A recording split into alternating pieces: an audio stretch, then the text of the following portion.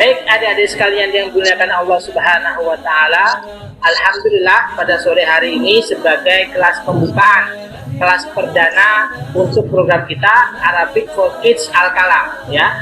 Ustadz ingin bercerita dulu nih untuk dalam kelas perdana ini tentang bagaimana sih cara mencari ilmu, ya kan? Adab menuntut ilmu. Nah, ternyata menuntut ilmu juga perlu adabnya, ada tata caranya sebagai seorang muslim seperti yang diajarkan oleh Rasulullah ya. Adabnya apa saja Ustadz? Nah, yang pertama apa? Nah, coba perhatikan di sini. Adabnya adalah ikhlas. Apa yang pertama? Ikhlas. Ikhlas itu karena Allah Subhanahu wa taala ya.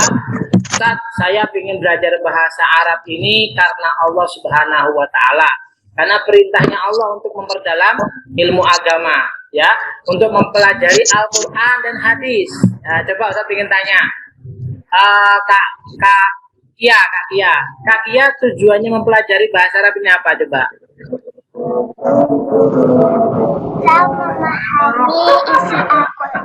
Masya Allah, bisa memahami isi Al-Quran ya. Itu juga tujuan yang mulia, tentunya ikhlas karena Allah Subhanahu wa taala. Karena saya ingin tanya lagi Kak Naya yang paling besar dulu, tujuannya apa ingin belajar bahasa Arab? Untuk membangun komitmen diri dulu, coba tujuannya apa belajar bahasa Arab? Ingin sekolah di Ustaz. Belajar sekolah di mana? Arab Saudi. Oh, Arab Saudi ya. Di Mekah ya, di Mekah di Arab Saudi. Masya Allah, bagus sekali ya. Di Saudi, di Mekah itu sumbernya peradaban Islam ya. Karena Rasulullah dulu tinggalnya di Mekah dan Madinah ya. Dulu saat sempat ikhram itu luar biasa. Di sana sudah sempat mempraktekkan bahasa Arab juga ya, ketika membeli sesuatu. Ternyata ketika kita bisa bahasa Arab, dapat harga bisa lebih murah. Ya, karena bisa berbicara bahasa Arab. Ya, kan ada berapa ini ya, akhirnya bisa nawar ya, karena bisa bahasa Arab. Jadi yang pertama adabnya adalah ikhlas karena Allah Subhanahu wa taala. Karena dengan ikhlas akhirnya kita lebih semangat ya, tidak mudah goyah ya, tidak mudah goyah itu kalau ada halangan tetap semangat. Kemudian yang kedua adabnya tidak boleh sombong ya dan malu ya. Jadi yang kedua tidak boleh sombong serta malu. Sombong itu gimana Ustaz? Sombong itu merasa lebih, saya kan merasa lebih pintar, nah ya kan, saya kan merasa lebih jago bahasa Arab, akhirnya tidak bisa menerima ilmu. Kedua nggak boleh malu ya, jadi nggak boleh malu. Ustaz, artinya ini apa Ustaz? Wah, Ustaz artinya duduk itu apa? Ya jelisu.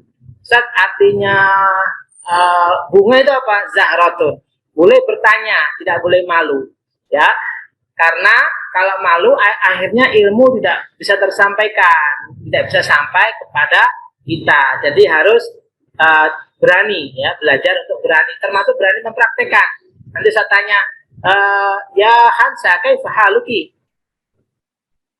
Ya Hansa, Alhamdulillah. Alhamdulillah. Alhamdulillah. Nah, seperti itu juga. Anta. Wa anta alhamdulillah ana bi khairin aidon. Nah, jadi karena ilmu itu ibarat air adik-adik sekalian. Kenapa ibarat air? Air itu tidak bisa naik ke tempat yang tinggi, ya kan? Nah, kalau orang yang merasa pintar, ilmu tidak akan sampai kepadanya. Tapi air itu selalu mengalir kepada yang lebih rendah. Selalu yang orang-orang yang rendah hati, merasa selalu ingin belajar, itu akan mudah menerima ilmu, ya. Atau ibarat gelas itu terbuka di atasnya sehingga mudah dituangkan air, ya.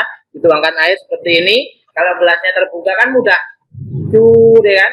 Tapi kalau gelasnya terbalik, nah ya kan, nggak akan masuk airnya, ilmunya nggak akan masuk. Nah, jadi harus terbuka. Nah, dibuka gelasnya, merasa kosong ya, merasa kosong itu aku butuh ilmu bahasa Arab ini, kan gitu ya.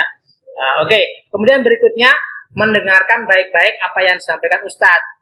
Jadi awal daripada ilmu itu apa? Mendengarkan. Apa? Yang pertama? Yang ketiga apa? Mendengarkan, karena dengan mendengarkan kita bisa menyimak dengan baik ilmu yang disampaikan. Dari mendengarkan, kemudian masuk ke hati, dihafalkan, ditulis ya, itu seperti itu. Jadi harus menyimak dengan baik. Kemudian berikutnya adalah menulis. Nanti Ustadz minta kosakata yang disampaikan, ada tugas-tugas, nanti harus ditulis ya, terutama kosakata-kosakata baru ya, supaya bisa dipelajari. Karena apa, adik-adik sekalian, ilmu itu ibarat buruan, hewan buruan. Hewan buruan itu kalau terlepas lari nggak? Lari ya. Tiba-tiba umpama kita sedang berburu kijang untuk kita makan.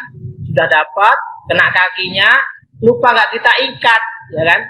Pasti lari ke tempat untuk bersembunyi ya kijangnya. Tapi kalau kita ikat dengan baik, kata dalam hadis, al ilmu kasoidi, ya seperti itu. Jika kamu tidak mengikatnya, itu akan terlepas seperti buruan. Maka ilmu itu harus diikat dengan tulisan. Saya juga menulis nih, ya kan, menulis untuk materi-materi yang akan disampaikan supaya bisa diikat, dipahami untuk disampaikan. Kemudian berikutnya adalah mengamalkannya, mempraktekannya. Seperti itu. Jadi siapa yang di rumah mempraktekkan sama ayah bundanya bahasa Arab, coba ada nggak? Oh, Kak Naya sama Kak Kaila ya. Lah nanti Kak Kia, Kak Bintang ya, ada Kak Raihana, itu juga perlu mempraktekannya dengan ayah bunda. Bunda, ayah, saya sudah bisa bahasa Arab. Jadi ngomongnya bahasa Arab ya. Nah, ada kolamun ya kan, hadi zahratun ya kan. Nah, ada maun ya kan. Nah, seperti itu. Nanti dipraktekkan, diamalkan ya. Kemudian berikutnya berdoa kepada Allah. Berdoa kepada Allah itu minta ilmu yang bermanfaat. Tadi sudah kita diawali dengan doa ya. Berdoa, ya Allah, semoga kita dikaruniai ilmu bermanfaat. Allahumma ya, bisa terjemahkan artinya ya.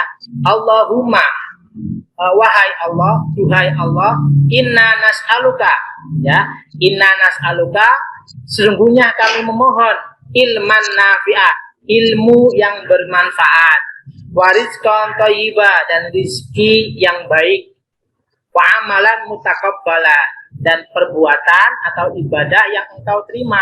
Jadi kita selalu mohon kepada Allah untuk dikaruniai ilmu yang bermanfaat. Karena ilmu bermanfaat untuk itu cirinya apa? Bisa mengamalkan untuk diri sendiri dan bisa mengamalkan untuk orang lain, bisa berbagi. Nah, siapa nih nanti kalau sudah besar, saya pintar bahasa Arab, dulu diajarkan sama Ustadz Nurianto. Mau saya ajarkan, boleh ya, atau diajarkan sama adik-adiknya. Jadi ada yang punya adik kecil, ya, ada yang 9 bulan, ya, dari Kak Kia, ada yang punya adik kecil. Nah, ini bisa diajarkan nanti kalau udah besar ya. Kemudian yang terakhir adalah juga mendoakan kedua orang tua ya. Allahumma gfirli wal walidayya warhamhuma kama rabbayani shaghira. Karena dengan kita mendoakan orang tua, ilmu kita lebih berkah ya, karena kita tidak tergolong orang yang durhaka sama orang tua ya. Ilmu kita akhirnya diterima oleh Allah dan diangkat oleh Allah ya. Ilmu itu adalah agar Allah akan mengangkat derajat orang-orang yang berilmu ya, termasuk mempelajari bahasa Arab ini ya. Oke ya. Oke, kalau Kak Kia tujuannya belajar bahasa Arab apa Kak Kia? Halo, diaktifkan mic-nya. Boleh saya tanya tujuan belajar bahasa Arab apa? Kak Kia, Kak Kalia Azkaira, boleh? Kak Kia.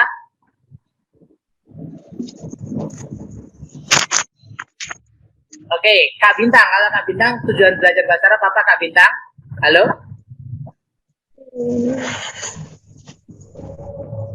Halo Kak.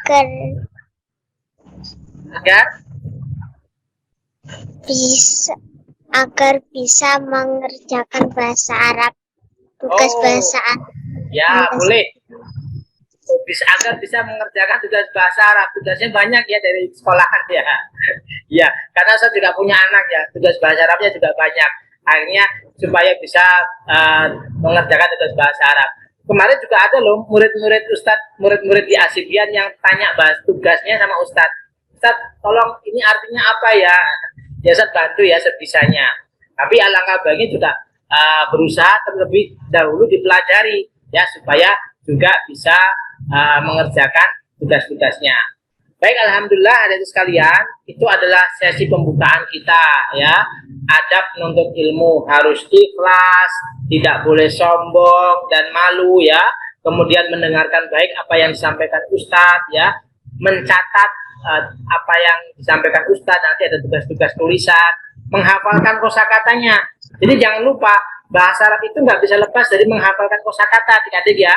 Karena untuk bisa berbicara bahasa Arab, tahu nggak berapa kosakata? Harus hafal kurang lebih 250 kosakata. Wah, apa saja Ustaz? Ana, anta, ya kan? Maun, zahrotun, mirwahatun, kipas angin. Semuanya itu harus dihafalkan, totalnya 250 kosakata. Idealnya itu 500 kosakata, baru bisa bicara bahasa Arab. Maka harus menghafalkan ya. Jadi setiap pertemuan saya akan cek tugas yang kemarin, hafalannya bagaimana kosakatanya, nanti melalui jilid yang kedua ya. Baik, itu ada sekalian. Alhamdulillah kita akan masuk hari ini untuk belajar percakapan terlebih dahulu ya. Oke, alhamdulillahirabbil alamin.